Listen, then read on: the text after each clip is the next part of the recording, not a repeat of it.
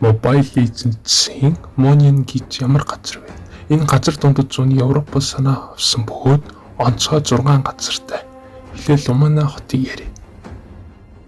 Monian гих эзэнт гүрний нийслэл хот бөгөөд хүмүүний хамгийн том худалдаа соёлын төв болсон газар юм. Одоогийн хан нь 2 дугаар Aurelius буюу 2 хүүхэдтэй Silvana ба Dairot. Dairot дараагийн хаан болох байсан боловч түүнийг ч 4 тулгайлж Англиын хүнтэйж болоодог. Monian-ы арми өдөртөгч нь Tigral бөгөөд гэрлийн баатруудын нэг юм. Гэрлийн баатруудад Alucard, Granger, Harry,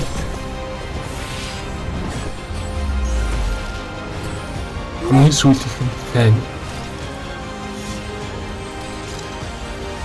Kimi, Rafaela, Xavier 3 бас Lumina хотод орно. За бидний дараагийн зогсоол бол гэрэлт хийд. Энэ газар чөтгөрийн ангуучдыг бэлддэг. Яаж вэ гэхээр өнчин хүүхдүүдийг үрчлэн авч тэднийг тижээж цэргийн бэлтгэл хийлгүүлдэг. Энэ газраас манай Alucard, Granger, Natalia өсөж томрон гарч ирсэн. Гэхдээ Benedetta энэ газар өссөн боловч өөрийн мөрөөхөө орхиж явсан. Sicilian чөтгөрүүдээс цухтааж Apriline цайжд ирж жүжигчин хийдэг байв.